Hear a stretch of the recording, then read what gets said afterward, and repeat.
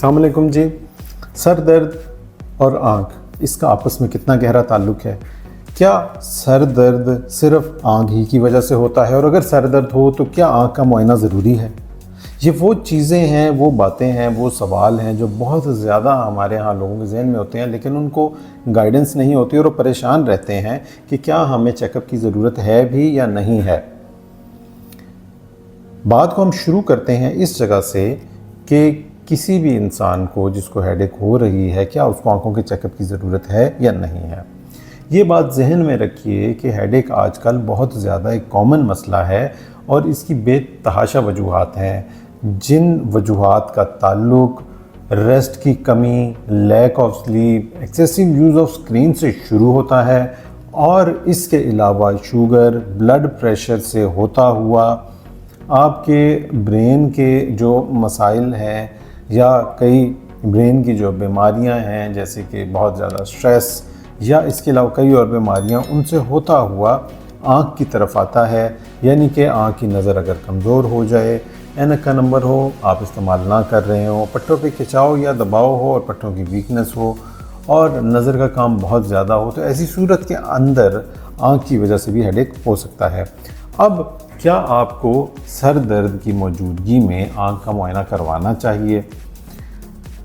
ये बग़ैर चेक किए बताना बहुत मुश्किल है कि जो आपको हेडेक हो रही है वो आँख की वजह से है या नहीं है। बुनियादी तौर के ऊपर जब भी आपकी एज 30 या 35 ईयर क्रॉस करती है तो हर 2 या 3 साल के बाद एक दफ़ा आँख का मुआयना कराना वैसे ही ज़रूरी है। अगर आप अपना रूटीन का आँख का मुआयना करवा रहे हैं तो उसमें ये बात वैसे ही सामने आ जाएगी कि क्या आपकी नज़र में कोई कमज़ोरी है या नहीं है। आम तौर के ऊपर नज़र की कमज़ोरी की वजह से जो हेडेक होता है उसमें आपको नज़र में दिक्कत भी होगी। ज़ाहिरी बात है, अगर नज़र कमज़ोर है तो आपको देखने में भी प्रॉब्लम हो रही होगी। यहाँ जो मेन बात मैं क्लियर करता चलूँ वो ये है कि छोटा मोटा नज़र का नंबर जो नज़र में दिक्कत का बाइस नहीं बन रहा, वो हेडेक का बाइस भी नहीं बनता है।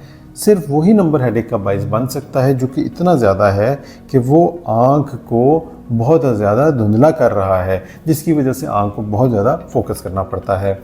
दूसरी सूरत में आँख में अगर साथ लाली भी है, बहुत ज़्यादा प्रेशर या दबाव वाली फीलिंग आ रही है, तो ऐसी सूरत के अंदर आँख का जो प्रेशर है वो बढ़ सकता है और काले मोतिये की अलामात सामने आ सकती हैं। ऐसी सूरत में भी हेडेक हो सकता है। इसके अलावा अगर मुसलसल हेडेक रह रहा है और कोई ऐसी ख़तरनाक अलामत भी नहीं मिल रही है तो आमतौर पर ज़्यादा चांसेस ये हैं कि या तो आपकी नींद कम है या स्क्रीन का इस्तेमाल बेहद ज़्यादा है। इन चीज़ों को बेहतर करने की ज़रूरत है और इन चीज़ों को बेहतर करने से आप अपने हेडेक को बेहतर बना सकते हैं। और एक और जो चीज़ आँख को बहुत ज़्यादा इफ़ेक्ट करती है वो है स्ट्रेस, ब्लड प्रेशर का ज़्यादा हो जाना या इसके अलावा शुगर का ज़्यादा हो जाना आँख के अंदर बहुत ज़्यादा ऐसा खिंचाव या तब्दीलियाँ पैदा करता है जो कि हेडेक का बाइस बन सकती हैं। तो ये वो तमाम वजूहात हैं जो आँख की वजह से हेडेक को पैदा कर सकती हैं।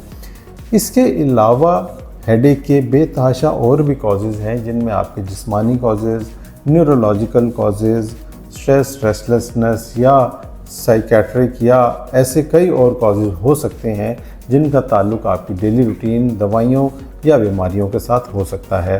बट जहाँ तक आँख की बात है तो उसमें ये जो चंद चीज़ें मैंने आपको बताई हैं, आपने इनका ख्याल रखना है। अदरवाइज़ ज़्यादातर केसेस में मैं आपको बताऊं तो जो भी हेडेक हो रही होती है वो अक्सर आँख की वजह से नहीं होती है।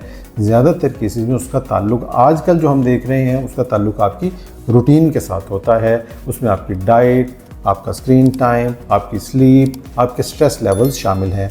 तो सबसे पहले आप इन चीज़ों को देखें। अगर इससे मामला बेहतर ना हो तो फिर आप आँख का मुआयना करवाएं। उसमें ये बात क्लियर हो जाएगी कि जो आपको हेडेक है वो किस वजह से है। आज के लिए इतना ही। Thank you. अल्लाह हाफ़िज़।